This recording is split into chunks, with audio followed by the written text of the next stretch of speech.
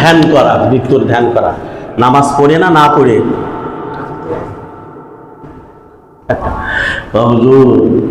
নামাজ মসজিদে আসতে পারি না, সারাদিন মৌতের চিন্তা, মৌতের চিন্তা, মৌতের চিন্তা, মৌতের চিন্তা করতে করতে নামাজ পড়ার সময় নাই। এরকম নাকি ব্যাপারটা? কথা বলে না। যার মৌতের চিন্তা আছে সে কি নামাজ ছাড়তে পারে? বলেন দেখি, জোরে বলেন। যার মৌতের চিন্তা আছে সে কি নামাজ ছাড়তে পারে এক ওয়াক্ত? সে কি জামাত ছাড়তে পারে এক ওয়াক্ত? কথা বলে না। আজীব ব্যাপার, মৌতের চিন্তা, মৌতের চিন্তা, টেনশনে টেনশনে শেষ হয়ে গেলাম। আমি বলি কি, আমরা টেনশন না করতে করতে শেষ হয়ে গেলাম। আমরা জায়গা মতো টেনশন করি না, আমরা মলম জায়গা মতো লাগাই না। মলম লাগাই কিন্তু জায়গা মতো আমরা মলম লাগাই না। যে জায়গায় মলম লাগানো দরকার, উম্মতে মুহাম্মাদি 60 বছর বয়স হয়ে গিয়েছে, চুল দাড়ি পেকে গিয়েছে, এখনো নামাজ পড়ে না। আমি মাঝে মাঝে আশ্চর্য হয়ে যাই, চুল দাড়ি পেকে গিয়েছে, এখনো নামাজ পড়ে না, এখনো জামাতের সাথে নামাজ পড়ে না, এখনো গুনার কাজ ছাড়তে পারতেছি না। 60 বছর বয়স হয়ে গেছে, 60-70 বছর বয়স হয়ে গিয়েছে, এখনো লুঙ্গিটা ভালো করে পড়তে পারতেছি না, পায়জামাটা ভালো করে পড়তে পারতেছি না। আজীব হয়ে যায় আমি মাঝে মাঝে, যে গুনাহ আমরা ছাড়বো কবে? গুনাহ আমরা ছাড়বো কবে গুনার কাজ? সেই জন্য ভাই, দোস্ত, বুজুর্গ, আমরা 5 ওয়াক্ত নামাজ পড়বো তো ইনশাআল্লাহ? সবাই বলে না, সবাই বলে না। ফজরে 1 কাতার 1.5 কাতার হয়, আশ্চর্য হয়ে যায় মহল্লায় কত মানুষ। আমি মাঝে মাঝে অবাক হই যে ফজরের নামাজ না পড়ে ওই অবস্থায় যদি মউতটা হয়ে যায়, মউতটা ঈমানের সাথে হবে, তাই না? বলেন না কেন? ফজরের নামাজ না পড়ে ঘুমাই থাকলাম, সূর্য উঠে গেল, ভূমিকম্প হলো, তছনছ হয়ে গেল বিল্ডিং, ঢাকা শহর তছনছ হয়ে গেল, আমি তছনছ হয়ে গেলাম, আমার মউতটা কি ঈমানের সাথে হবে? আমার তো ভূমিকম্প মারা গেলে তো ঈমানের সাথে না, আগে ঈমান থাকতে হবে। আবার আরে মরলেই আল্লাহ, মরে গেছে, মরলেই একটা চাল চালায় জান্নাতে চলে যাবে। والقمر بحسبان والنجم والشجر يسجدان وفضل زمانا على زمان كما فضل مكانا على مكان وإنسانا على إنسان ونشهد أن لا إله إلا الله وحده لا شريك له ونشهد أن سيدنا ومولانا محمدا عبده ورسوله أرسله بالحق بشيرا ونذيرا وداعيا إلى الله بإذنه وسراجا منيرا فقد قال الله تعالى في كلامه المجيد وفرقانه الحميد أعوذ بالله من الشيطان الرجيم بسم الله الرحمن الرحيم الذي خلق الموت والحياة ليبلوكم أيكم أحسن عملا وهو العزيز الغفور عن معاذ بن جبل رضي الله تعالى عنه قال رسول الله صلى الله عليه وسلم من كان آخر كلامه لا إله إلا الله دخل الجنة رواه أبو داود أو كما قال عليه الصلاة والسلام.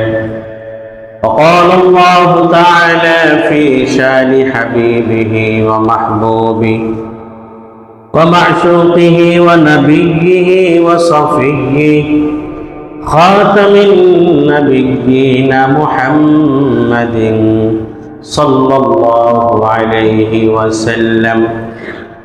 إن الله وملائكته يصلون على النبي يا أيها الذين آمنوا صلوا عليه وسلموا تسليما. اللهم صل على محمد وعلى آل محمد كما صليت على إبراهيم وعلى آل إبراهيم إنك حميد مجيد.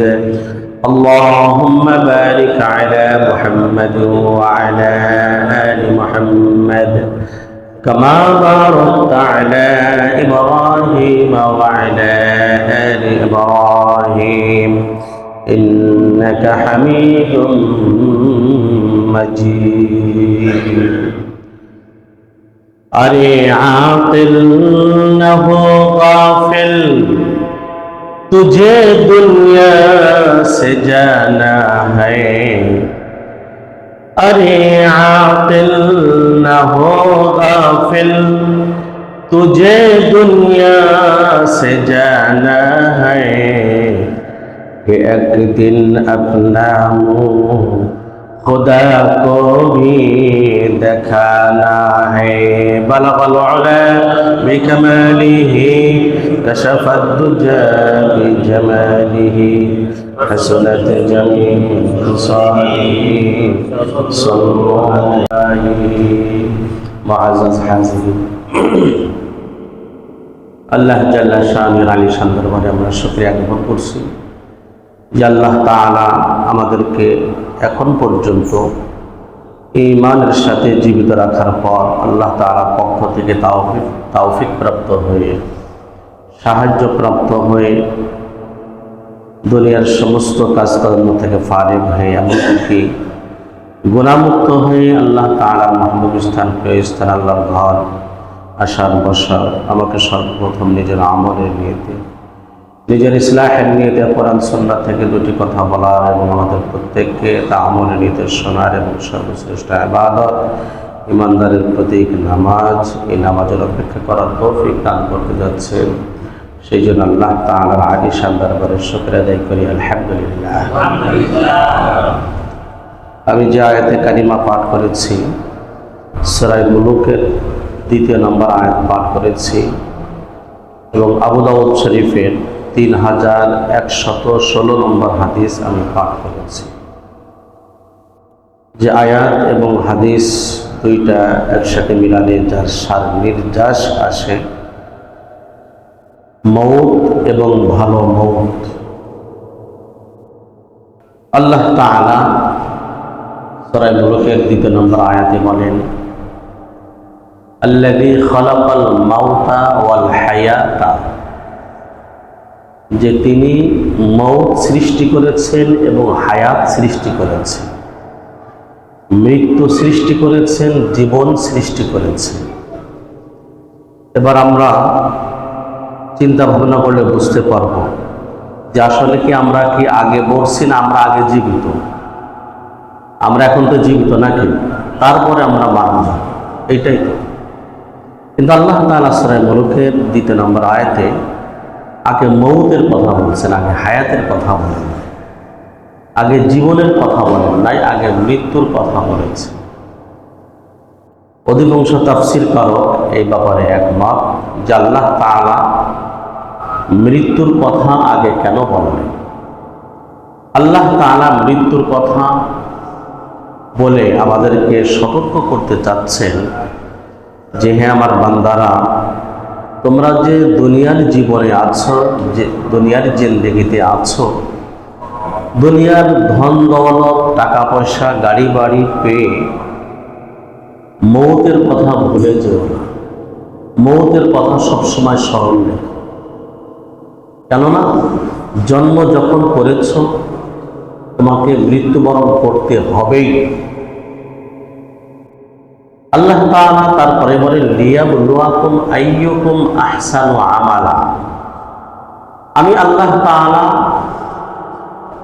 হায়াত, মৌত এবং হায়াত এই জন্য সৃষ্টি করেছি যাতে তোমাদের মাঝে কে সব থেকে ভালো আমল করে, উত্তম আমল করে, এটা পরীক্ষা করার জন্য। অর্থাৎ মৌতের মাধ্যমেই পরীক্ষা হয়ে যাবে, মানুষের ভালো মন্দ আমল সব পরীক্ষা হয়ে যাবে। মৌত আখিরাতের এমন একটা ঘাঁটি যেটাকে বলা হয় প্রথম ঘাঁটি, বলা হয় আখিরাতে, আর জীবনের সর্বশেষ ঘাঁটি। আমার আজকে আলোচ্য বিষয় হচ্ছে ভালো মৃত্যুর 15 থেকে 18টা আলামত আছে যে তার ঈমানের সাথে তার মৃত্যু হয়েছে। ইনশাআল্লাহ দলিল সহকারে বলার চেষ্টা করব। তাহলে ভালো মৃত্যুর আলামত আপাতত 15টা। কয়টি? অর্থাৎ তার মৃত্যুর সময় যদি আলামতগুলি পাওয়া যায় তাহলে আশা করা যায় যে তার মৌতটা ঈমানের সাথে হয়েছে। আসলে যে কবরের যে জিন্দেগি, এটা এমন একটা জিন্দেগি, আলমে বারজাখ বলা হয় কোরআনের পরিভাষায়। এই জিন্দেগিটাই আমার কিয়ামত শুরু হয়ে যাবে। কিয়ামত দুই প্রকার, বড় কিয়ামত আর ছোট কিয়ামত। বড় কিয়ামত যেটা আল্লাহ তাআলা বিচার আচার করবেন নিজেই, আর ছোট কিয়ামত হচ্ছে মৌত। আল্লাহ রাসূল বলেন এক হাদিসের ভিতরে, মান মাতা ক্বাদ কামাত কিয়ামাতুহু, যেই ব্যক্তি মারা গেল তার কিয়ামত শুরু হয়ে গেল। যে ব্যক্তি মারা গেল তার কিয়ামত কি হয়ে গেল? শুরু হয়ে গেল, তার কিয়ামত শুরু। কবরের যে জিন্দেগি, এই জিন্দেগিতে সুখে শান্তিতে থাকতে পারবে কারা? আল্লাহ তাআলা কোরআনুল কারীমের ভিতরে অনেক জায়গায় এরকম বলেছেন, যেই ব্যক্তি খালেস ঈমান এবং নেক আমল নিয়ে যাবে, যে ঈমানের ভিতরে তার কোনো ভেজাল নাই এবং যে আমলের ভিতরে কোনো নেক আমলের ভিতরে কোনো ভেজাল নাই, ভেজাল মুক্ত ঈমান এবং ভেজাল মুক্ত আমল, এই দুইটা থাকতে হবে। আল্লাহ তাআলা সূরা কাহফের শেষে বলতেছেন, ইন্নাল্লাযীনা আমানু ওয়া আমিলুস সালিহাতি কানাত লাহুম জান্নাতুল ফিরদাউসি নুজুলা। আল্লাহ তাআলা বলেন, যে ব্যক্তি ঈমান এনেছে এবং নেক কাজ করেছে, আমি আল্লাহ তাআলা তাকে জান্নাতুল ফিরদাউসের মালিক বানাই দেব।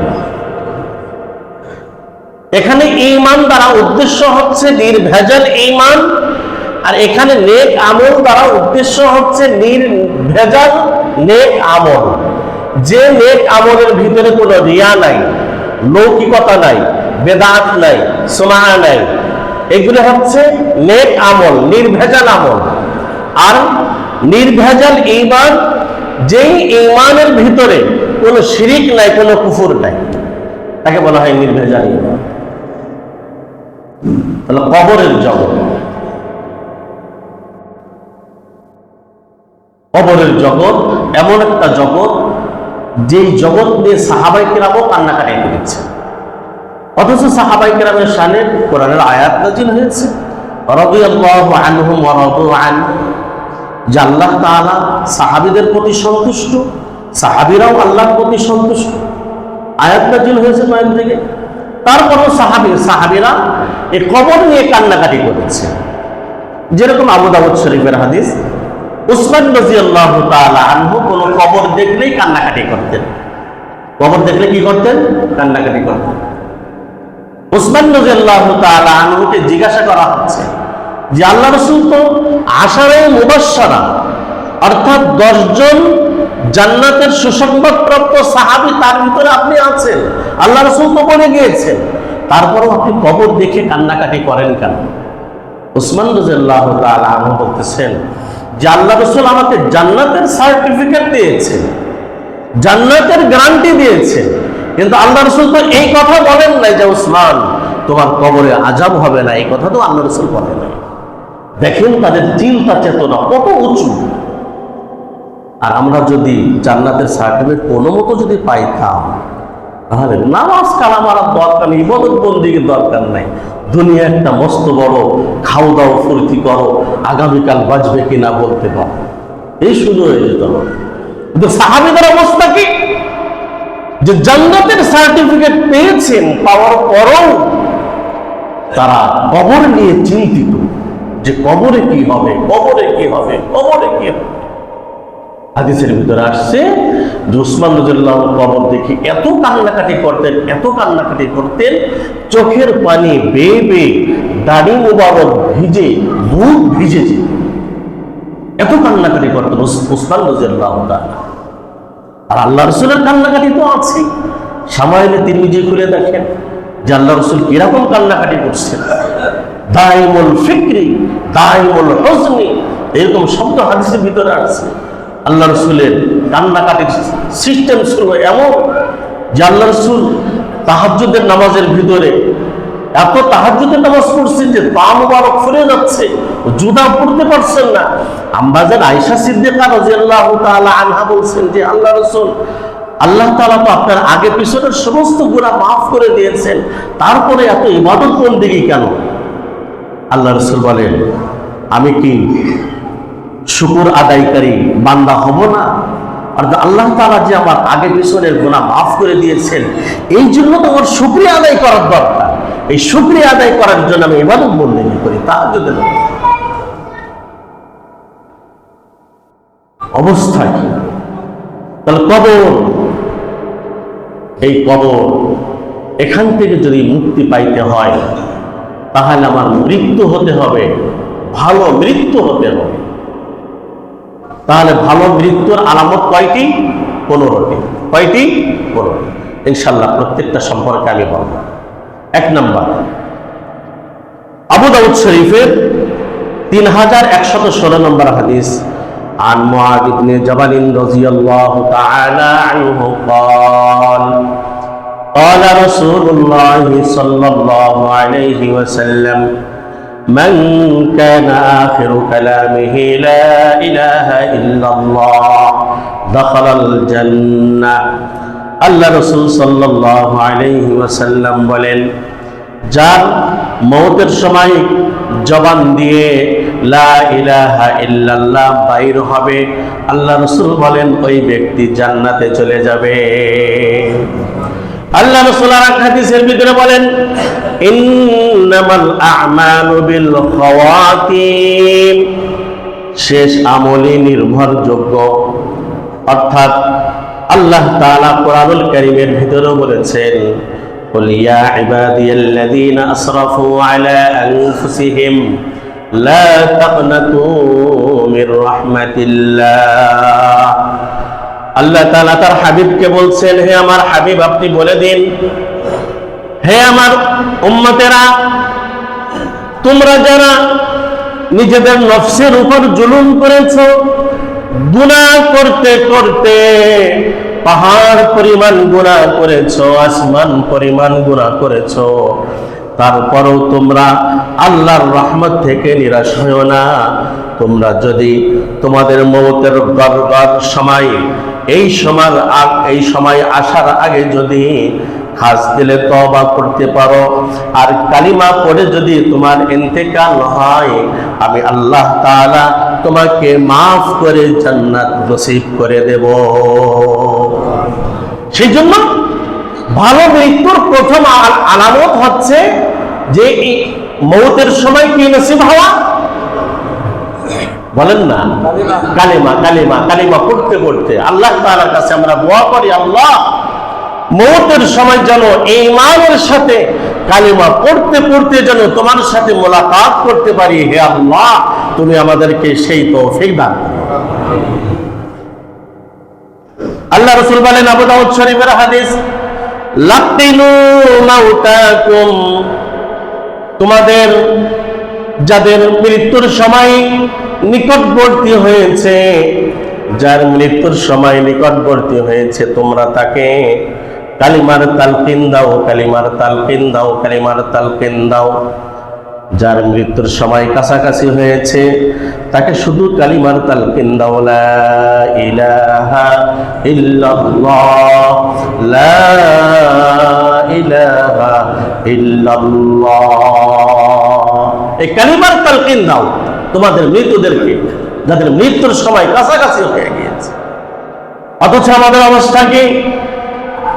আমার আব্বা আম্মার মৃত্যুর সময় যখন কাছাকাছি হয় তখন আমরা এত মূর্খ, এত গণ্ড মূর্খ, এত আনপড় যে আমরা আব্বার কাছে জিজ্ঞাসা করি, আব্বা তুমি কার কাছে কত টাকা পাবা হিসাব দিয়ে যাও, কোন ব্যাংকে কত টাকা আছে হিসাব দিয়ে যাও। এগুলি অনেক সন্তান আছে বাপ মাকে পিড়াপিড়ি করে। অথচ আল্লাহ রাসূল বলেন, লাকিনু, আদেশ সূচক ক্রিয়া, তোমরা তালকিন দাও, তালকিন দাও, তোমাদের মৃত্যুর সময় যাদের হয়ে গিয়েছে তাদের কালিমার তালকিন দাও। সেই জন্য ভাই দোস্ত বুজুর্গ, ভালো মৃত্যুর আলামত কোনটা? তার ভিতরে এক নম্বর হচ্ছে মৌতের সময় কালিমা পড়তে পড়তে ইন্তেকাল করা। কি পড়তে পড়তে ইন্তেকাল করা বলেন দেখি? কালিমা লা ইলাহা ইল্লাল্লাহ, লা ইলাহা ইল্লাল্লাহ। দুই নম্বর হচ্ছে আল্লাহ রাসূল বলেন, ইমানদারের ইমানের সাথে মৃত্যু হওয়ার আরেকটা আলামত হচ্ছে তার মৌতের সময়, ইন্তেকালের সময় কপাল ঘেমে যাওয়া। ইন্তেকালের সময় কপাল ঘেমে যাওয়া, নাসাই শরীফের হাদিস 1828 নম্বর হাদিস। আল্লাহ রাসূল বলেন, মাউতুল মুমিনি বিআরাকিল জাবিন। আল্লাহ রাসূল বলেন, মুমিনের মৃত্যুর আলামত হচ্ছে তার কপাল ঘেমে যাওয়া। অর্থাৎ ইন্তেকালের সময় যদি কপাল ঘেমে যায় তাহলে মনে করতে হবে তার মৃত্যুটা ভালো মৃত্যু হচ্ছে। তৃতীয় নাম্বার আল্লাহ রাসূল বলেন, জুমার রাত অথবা জুমার দিনে যদি কেউ ইন্তেকাল করে ঈমানের সাথে, তাহলে আল্লাহ তাআলা তাকে কবরের আযাব থেকে হেফাজত করবেন। সুবহানাল্লাহ। আল্লাহ রাসূল বলেন, জুমার রাত অথবা জুমার দিন, তিরমিজি শরীফের 1074 নম্বর হাদিস। আল্লাহ রাসূল বলেন যে, মা মিন মুসলিমিন ইয়ামুতু লাইলাতাল জুমআতি আও ইয়াউমাল জুমআতি ইল্লা ওয়াকাহুল্লাহু ফিতনাতাল কবর। আল্লাহ রাসূল বলেন, কেউ যদি জুমার রাতে মারা যায়, জুমার রাত দ্বারা উদ্দেশ্য হচ্ছে বৃহস্পতিবার সূর্য ডোবার পর থেকে নিয়ে জুমার দিন শুরু হওয়া পর্যন্ত, একে বলা হয় জুমার রাত। আর জুমার দিন বলে যে আজকে যে দিন চলছে মাগরিব পর্যন্ত থাকবে, একে বলা হয় জুমার দিন। আল্লাহ রাসূল বলেন, জুমার রাত্রে অথবা জুমার দিনে যদি কোনো মুসলমান মারা যায়, আল্লাহ তাআলা তাকে কবরের ফিতনা থেকে হেফাজত করবেন। আজকে আমাদের এক ভাই মারা গিয়েছেন, আমাদের এখানে নামাজ পড়তেন, শাহী মসজিদে অধিকাংশ সময় নামাজ পড়তেন। এখানে গোসল হয়েছে, আমাদের এখানে গোসল হয়েছে সকালে। আল্লাহ রাসূল বলেন, মা মিন মুসলিমিন ইয়ামুতু লাইলাতাল জুমআতি আও ইয়াউমাল জুমআতি ইল্লা ওয়াকাহুল্লাহু ফিতনাতাল কবর। কোন মুসলমান যদি জুমার রাত্রে মারা যায় অথবা জুমার দিনে মারা যায়, আল্লাহ তাআলা তাকে কবরের ফিতনা থেকে হেফাজত করে নেবেন। দোয়া করি আল্লাহ তাআলা আমাদেরকে জুমার দিন অথবা জুমার রাত্রে আমাদের মউত যেন হয় ঈমানের সাথে, কালিমা পড়তে পড়তে যেন জুমার দিন অথবা জুমার রাত্রে আল্লাহ তাআলার সাথে যেন মোলাকাত করতে পারি। আল্লাহ তাআলা আমাদের সেই ব্যবস্থা করে দেন সবাই, আমিন। তারপরে চতুর্থ নম্বর ভালো মৃত্যুর আলামত হচ্ছে শহীদ মৃত্যু। শহীদ মৃত্যু ভালো মৃত্যুর আলামত এইটা। আল্লাহ রাসূল সাল্লাল্লাহু আলাইহি ওয়াসাল্লাম বলেন, মুসলিম শরীফের 4835 নম্বর হাদিস, عن أبي هريرة رضي الله تعالى عنه قال قال رسول الله صلى الله عليه وسلم ما تعدون الشهيد فيكم হে আমার সাহাবীরা তোমরা শহীদ কাকে কাকে শহীদ বলে করো সাহাবীরা বললেন যে ব্যক্তি আল্লাহর রাস্তায় নিহত হয় তাকে শহীদ বলা হয় আল্লাহ রাসূল বললেন ইদান লাকালিলুন মিন উম্মতি তাহলে তো আমার উম্মতের শহীদের সংখ্যা কমে যাবে হে আমার সাহাবীরা তোমরা শুনে রাখো শহীদ কাকে বলা হয় শহীদ বলা হয় ওই ব্যক্তি শহীদ এক নম্বর ওই ব্যক্তি শহীদ মাম্মাতা ফি সাবিলিল্লাহি ফাহুয়া শাহীদ যেই ব্যক্তি আল্লাহর রাস্তায় শহীদ মারা যায় সে শহীদ অমান কুতিলা ফি সাবিলিল্লাহি ফাহুয়া শাহীদ যেই ব্যক্তি কাফের মুশরিকদের সাথে লড়াই করতে করতে মারা যায় দ্বীনের পতাকা উঁচু করার জন্য ওই ব্যক্তি শহীদ আল্লাহ রাসূল আরো বললেন অমাম্মাতা ফি তাউনি ফাহুয়া শাহীদ যেই ব্যক্তি মহামারীতে মারা যায় যেই ব্যক্তি করোনাতে মারা যায় যেই ব্যক্তি পেটের রোগে মারা যায় সে শহীদ আল্লাহ রাসূল বলেন অমাম্মাতা ফিল বাতনি ফাহুয়া শাহীদ যেই ব্যক্তি পেটের রোগে মারা যায় যেই ব্যক্তি ডায়রিয়ায় আক্রান্ত হয়ে মারা যায় সে শহীদ আল্লাহ রাসূল আরো বলেন আমাম্মাতা ওয়াল গরিকু শহীদ যেই ব্যক্তি পানিতে ডুবে মারা যায় সেও শহীদ যেই ব্যক্তি তাহলে চতুর্থ নম্বর মৃত্যু হচ্ছে ভালো মৃত্যু সেটা হচ্ছে শহীদ হওয়া কি হওয়া শহীদ হওয়া পঞ্চম নম্বর আল্লাহ রাসূল বলেন পঞ্চম নম্বর মৃত্যু ভালো মৃত্যুর আলামত হচ্ছে আল্লাহ রাসূল বলেন সেটা হচ্ছে ভালো মৃত্যুর আলামত এইটাও মুসলিম শরীফের হাদিস আল্লাহ রাসূল বলেন মৃত্যু হচ্ছে মোট 5 প্রকার শহীদ মোট 5 প্রকার আর শুহাদা ও খামসা শহীদ 5 প্রকার এক নম্বর আল মাতউন যেই ব্যক্তি মহামারীতে মারা যায় ওয়াল মাবতুন যেই ব্যক্তি পেটের রোগে মারা যায় ওয়াল গরিক এবং যেই ব্যক্তি পানিতে ডুবে মারা যায় তারপরে হচ্ছে ওয়া সাহিবুল হাদাম যেই ব্যক্তি দেওয়াল চাপায় মারা যায় আল্লাহ রাসূল বলেন এই ব্যক্তিও শহীদ আপনি রাস্তাতে যাচ্ছেন ঈমানের সাথে নারকেল গাছ থেকে একটা নারকেল আপনার মাথার উপর পড়ে আপনি মারা গিয়েছেন ঈমান ছিল আপনার আল্লাহ রাসূল বলেন এরকম যদি কোনো কিছু চাপা খেয়ে যদি মারা যায় সেই ব্যক্তিও শহীদ তাহলে এটা 5 নম্বর আলামত ভালো মৃত্যুর আলামত 6 নম্বর আলামত আল্লাহ রাসূল বলেন কোন মহিলা যদি সন্তান প্রসব করার সময় ইন্তেকাল করে অথবা কোন মহিলার পেটের ভিতরে সন্তান নিয়ে যদি ইন্তেকাল করে 4-5 মাস 6 মাস এরকম সন্তানের বয়স হয়েছে যদি ইন্তেকাল করে আল্লাহ রাসূল সাল্লাল্লাহু আলাইহি সাল্লাম বলেন এই মহিলাও শহীদ তার মৃত্যুটা ভালো মৃত্যু তার মৃত্যুটা ভালো মৃত্যু ইবনে মাজাহ শরীফের হাদিস 2807 নম্বর হাদিস আল্লাহ রাসূল বলেন ওয়াল মারআতু তামুতু বিজুমইন শাহাদাতুন আল্লাহ রাসূল বলেন কোন মহিলা যদি হামেলা অবস্থায় অথবা সন্তান প্রসবের সময় যদি মারা যায় তাহলে আল্লাহ রাসূলের ভাষ্য অনুযায়ী এই মহিলা শহীদ তাহলে এটা একটা ভালো মৃত্যু আল্লাহ রাসূল সাল্লাল্লাহু আলাইহি সাল্লাম বলেন 7 নম্বর আলামত ভালো মৃত্যুর আলামত 7 নম্বর বিষ ফোঁড়া হয়ে মারা গিয়েছে কারোর শরীরে বিষ ফোঁড়া হয়েছে বিষ ফোঁড়ার যন্ত্রণায় মারা গিয়েছে আগের জামানায় কিন্তু ফোঁড়া বিষ ফোঁড়া কিন্তু খুব বেশি হতো এখন এটা একটু কমে গিয়েছে এখন ডিজিটাল যুগ চলছে তো আগে এটা খুব বেশি হতো বিষ ফোঁড়া এই বড় বড় ফোঁড়া দেখছি মানুষের ডাক্তার অপারেশন করতেছে আল্লাহ রাসূল বলেন কেউ যদি বিষ ফোঁড়ার যন্ত্রণায় মারা যায় তাহলে তার যদি ঈমানের সাথে ইন্তেকাল করে তাহলে তার মৃত্যুটা ভালো মৃত্যু হবে নাসাই শরীফের 1846 নম্বর হাদিস আল্লাহ রাসূল বলেন মা তাউদ্দুনা শুহাদা হে আমার সাহাবীরা শহীদ তোমরা কাকে কাকে শহীদ মনে করো সাহাবীরা বললেন মান কুতিলা ফি সাবিলিল্লাহি ফাহুয়া শাহীদ, যেই ব্যক্তি আল্লাহর রাস্তায় নিহত হয় তাকে শহীদ বলা হয়। আল্লাহ রাসূল সাল্লাল্লাহু আলাইহি ওয়াসাল্লাম বললেন, তাহলে তো আমার উম্মতের শহীদের সংখ্যা কমে যাবে। আল্লাহ রাসূল বলে দিলেন, ওয়া সাহিবু যাতিল জামবি শাহীদ, যেই ব্যক্তি বিষ ফোড়ার যন্ত্রণায় মারা গেল, আমি রাসূল ঘোষণা দিলাম আমার এই উম্মত কিয়ামতের দিন শহীদ হয়ে উঠবে।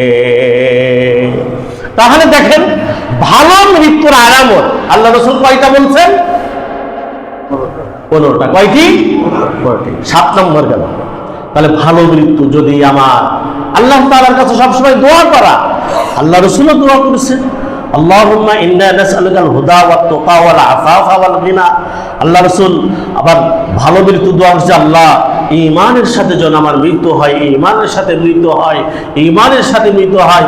সাহাবায়ে কেরাম দোয়া করেছেন ঈমানের সাথে মৃত্যু। আর আমাদের মৃত্যু কি?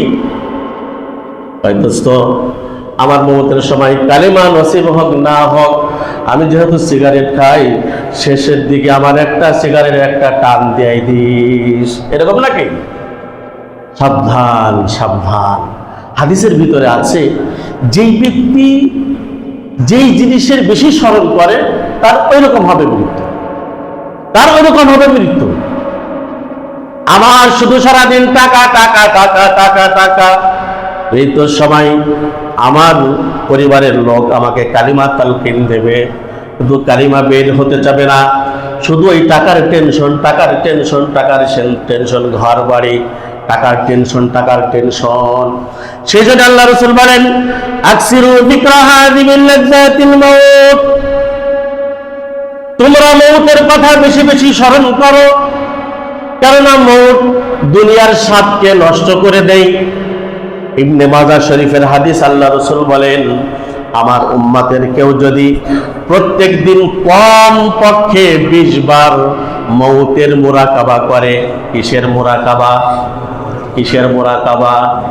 আর পীর সাহেবরা মুরাকাবা করে টাকার মুরাকাবা। আমার মুরিদ কখন আসবে, আমার মুরিদ কখন আসবে, কখন টাকা দেবে, কখন টাকা দেবে। সেজন্য আমরা সবাই পীর হয়ে যাব নাকি? সবাই কি হয়ে যাব? পীর হয়ে যাব। আমার একজন বলছে যে আপনি কার মুরিদ? আচ্ছা, মুরিদ হওয়া তো লস, মুরিদ হলে টাকা দেওয়া লাগে, হতে হবে পীর, হতে হবে কি? মুরিদ হলে তো টাকা দেওয়া লাগে। আহারে, আমাদের দেশের অবস্থা, পীর সাহেবরা মুরিদদেরকে শুধু ওয়াজ করে, বাবা রে দুনিয়া কিছু না, দুনিয়া কিছু না, দুনিয়া ছাড়ো, দুনিয়া ছাড়ো, দুনিয়া ছাড়ো। অথচ পীর সাহেব কোটি কোটি টাকার মালিক। আছে না নাই? কথা বলে না, কেউ কষ্ট পাচ্ছে?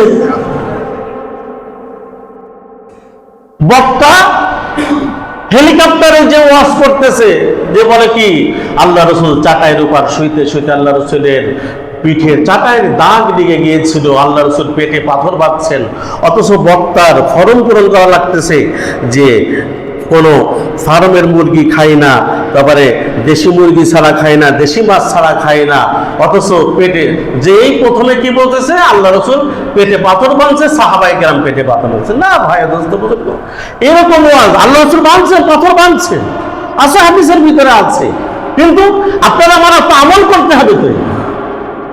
সেই জন্য ভাই দোস্ত বুজুর্গ, আল্লাহ রাসূল বলেন, ইবনে মাজাহ শরীফের হাদিস, কেউ যদি প্রত্যেক দিন কম পক্ষে 20 বার মৌতের মুরাকাবা করে। কয়বার? কি মৌতের কি মুরাকাবা মানে কি? ধ্যান। ধ্যান।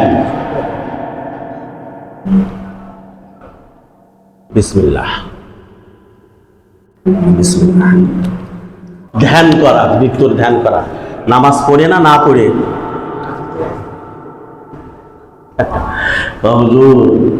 নামাজ মসজিদে আসতে পারি না, সারাদিন মৌতের চিন্তা, মৌতের চিন্তা, মৌতের চিন্তা, মৌতের চিন্তা করতে করতে নামাজ পড়ার সময় নাই। এরকম নাকি ব্যাপারটা? কথা বলে না। যার মৌতের চিন্তা আছে সে কি নামাজ ছাড়তে পারে? বলেন দেখি, জোরে বলেন। যার মৌতের চিন্তা আছে সে কি নামাজ ছাড়তে পারে এক ওয়াক্ত? সে কি জামাত ছাড়তে পারে এক ওয়াক্ত? কথা বলে না। আজীব ব্যাপার। মৌতের চিন্তা, মৌতের চিন্তা, টেনশনে টেনশনে শেষ হয়ে গেলাম। আমি বলি কি, আমরা টেনশন না করতে করতে শেষ হয়ে গেলাম। আমরা জায়গা মতো টেনশন করি না, আমরা মলম জায়গা মতো লাগাই না। মলম লাগাই কিন্তু জায়গা মতো আমরা মলম লাগাই না, যে জায়গায় মলম লাগানো দরকার। উম্মতে মুহাম্মাদি 60 বছর বয়স হয়ে গিয়েছে, চুল দাড়ি পেকে গিয়েছে, এখনো নামাজ পড়ে না। আমি মাঝে মাঝে আশ্চর্য হয়ে যাই, চুল দাড়ি পেকে গিয়েছে, এখনো নামাজ পড়ে না, এখনো জামাতের সাথে নামাজ পড়ে না, এখনো গুনার কাজ ছাড়তে পারতেছি না। 60 বছর বয়স হয়ে গিয়েছে, 60-70 বছর বয়স হয়ে গিয়েছে, এখনো লুঙ্গিটা ভালো করে পড়তে পারতেছি না, পায়জামাটা ভালো করে পড়তে পারতেছি না। আজীব হয়ে যায় আমি মাঝে মাঝে, যে গুনাহ আমরা ছাড়বো কবে, গুনাহ আমরা ছাড়বো কবে, গুনার কাজ। সেই জন্য ভাই দোস্ত বুজুর্গ, আমরা 5 ওয়াক্ত নামাজ পড়বো তো ইনশাআল্লাহ? সবাই বলে না, সবাই বলে না। ফজরে 1 কাতার 1.5 কাতার হয়, আশ্চর্য হয়ে যায় মহল্লায় কত মানুষ। আমি মাঝে মাঝে অবাক হই যে ফজরের নামাজ না পড়ে ওই অবস্থায় যদি মউতটা হয়ে যায়, মউতটা ঈমানের সাথে হবে, তাই না? বলেন না কেন? ফজরের নামাজ না পড়ে ঘুমাই থাকলাম, সূর্য উঠে গেল, ভূমিকম্প হলো, তছনছ হয়ে গেল বিল্ডিং, ঢাকা শহর তছনছ হয়ে গেল, আমি তছনছ হয়ে গেলাম, আমার মউতটা কি ঈমানের সাথে হবে? আমার তা ভূমিকম্পে মারা গেলে তো ঈমানের সাথে না, আগে ঈমান থাকতে হবে। আবার আরে মরলেই আল্লাহ, মরে গেছে, মরলেই একটা চাল চালায় জান্নাতে চলে যাবে। আগে আমার ঈমান থাকতে হবে, ঈমান মজবুত করতে হবে, ঈমান আগে মজবুত করতে হবে। সেই জন্য নামাজ পড়বো ইনশাল্লাহ, সবাই পড়বো ইনশাল্লাহ, জামাতের সাথে পড়বো তো ইনশাল্লাহ। এক ভাই মারা গিয়েছে, ওনাকে পরশু দিনে দেখছি, আজকে আমার সামনে ঘোষণা হলো। এটা মাঝে মাঝে অবাক হয়ে যায় যে মউতটা কত অস্বীকার করার মতো কিছু না। আমি তো মনে করি যে মারা যাওয়া এটা কোনো আশ্চর্যের বিষয় না, বেঁচে থাকাই আশ্চর্যের বিষয়। আমি যে বেঁচে আছি, আজকে এই পর্যন্ত যে বেঁচে আছি, এইটা আশ্চর্যের বিষয়। মারা যাওয়া কোনো আশ্চর্যের বিষয় না, জন্মগ্রহণ করলে মরতে হবে, এইটাই তো। সেই জন্য ভাই দোস্ত বুজুর্গ, আমরা ঈমান পাকা করি, ঈমান মজবুত করি, 5 ওয়াক্ত নামাজ পড়ি, জামাতের সাথে পড়ি।